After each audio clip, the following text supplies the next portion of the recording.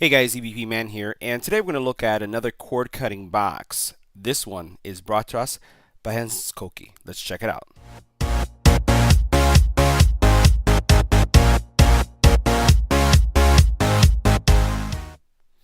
So over the last several years, I've been reviewing a lot of different cord cutting boxes, primarily Android boxes. And one of the things that I've noticed with some of the boxes is the fact that they may not have the most current version of Android. And this box is definitely the exception. There's two things. First of all, this is at a very affordable price point. It's right around 42 bucks for this box, but it's also running the most current version of Android. The other thing that you're going to notice about this box as we go over the specs is that it can support 4K. So let's take a look at some of the things here. So you have 4K H.265 HEVC, which is pretty much an industry standard. It has a manual connection for RJ45, or in other words, an Ethernet connection, if you do not have a very strong Wi-Fi signal in your home. It does support Wi-Fi, so you don't have to worry about that. And then also what you're looking at here is over-the-air updates. Now, as we take a look at this box, and I mentioned that this is a very affordable box, there are several models that you can look at. And this is the one that we're looking at right now, which is, in my mind, one of the most affordable. So you're looking at having a quad-core Cortex processor. You're looking at 1 gig of RAM, and you're also looking at 16 gig of storage. And with this, there is some expandable memory options. This box, as I mentioned, is 4K.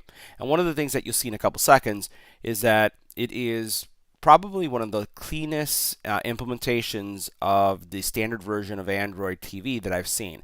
In other words, there's not a lot of bloatware. Matter of fact, it's pretty vanilla. So this is going to give you the ability for you to customize the applications that you want right out of the box because nothing is preloaded. Let's go ahead and see what's in the box. Now in the box you're going to find a standard remote, which is pretty common with what you see with devices like the Amazon Fire TV, as well as a lot of other Google type boxes that have this kind of a navigational control with all your keypad controls here for your numeric settings. Now this is not a Bluetooth remote, but this is a point of sight remote, so this has to be pointed towards the box in order for it to function. So that's one thing to mention. You have your box, you have a not an Ethernet cable, an HDMI cable, and then you have a power cord.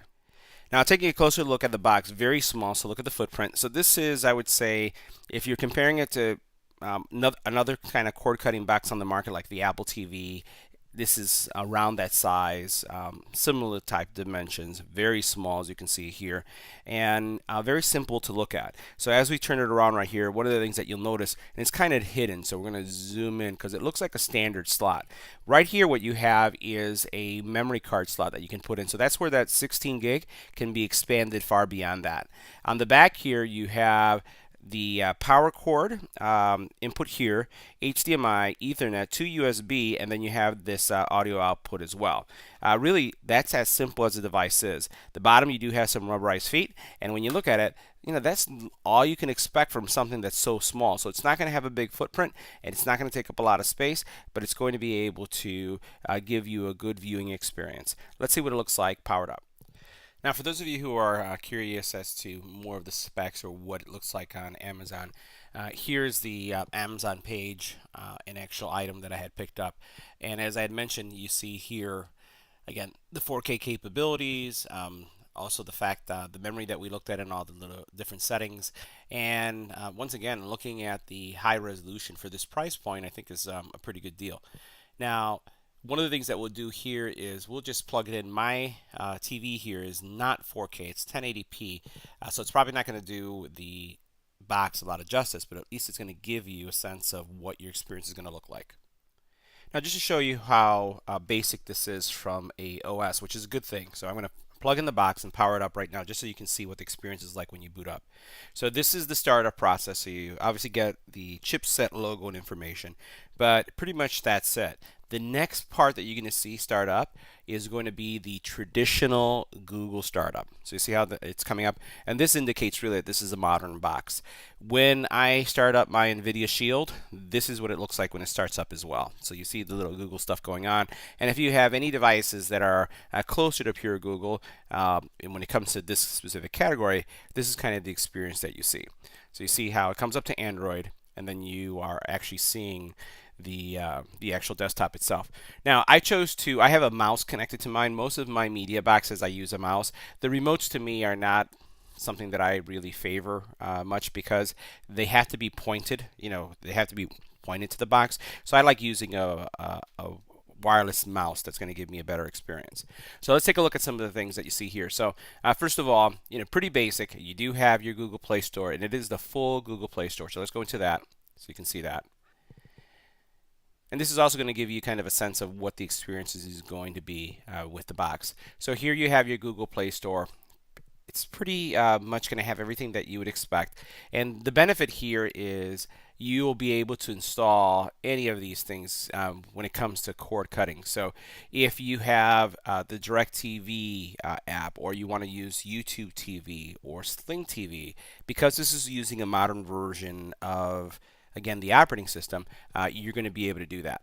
So really no concerns when it comes to the software itself, at least that's available for consumption on the actual box itself.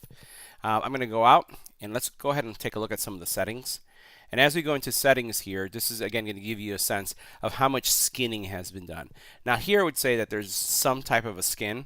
It's pretty simple though, and it's not really intrusive. So here you can see, that the display is going to be auto, the audio settings, the resolution adjustment, time zone management. There's some more settings that you can go in here. We'll take a look at this, and here's where you see the non-skinned version. This is what the traditional Google TV box looks like from some of the pure versions that I have. And this is where you see the actual version itself. So as you can see, the version here is 7.1.2, which is a very current version of the operating system. Right now, if you have a Google device like the Pixel, you're on version 8, but even some of the newer phones are running version 7. So that's a good thing. So we're going to get out of this. We're going to get out of this again, and we're going to go ahead and just go all the way out. Now, from an application perspective, this is a desktop that you can customize. You can recycle your memory if that's something that you want to do. If you find that the box is going slow, all you do is double click here and it's going to clear up some memory.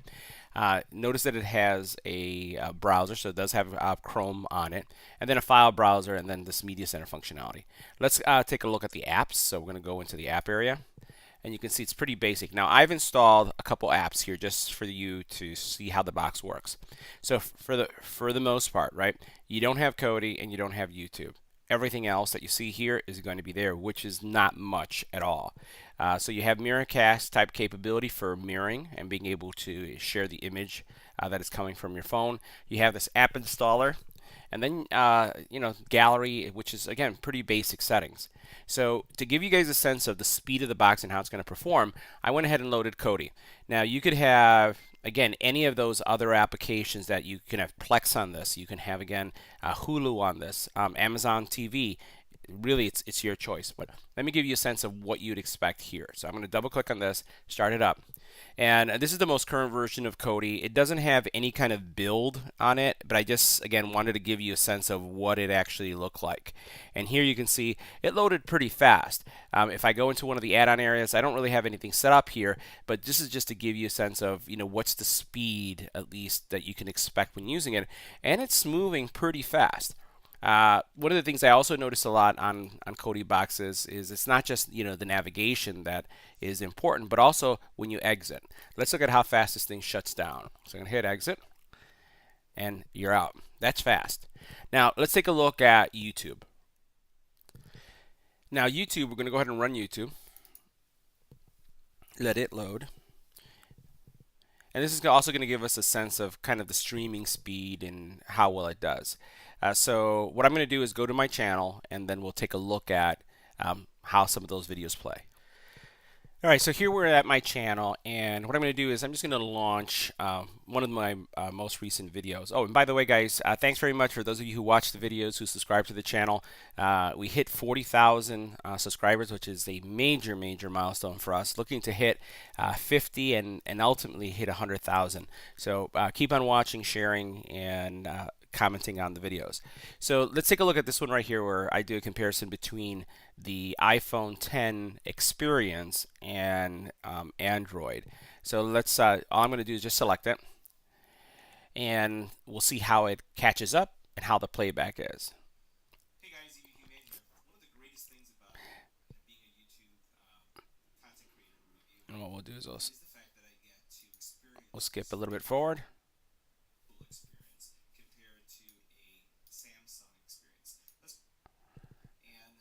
So you can see it's not having a problem at all catching up.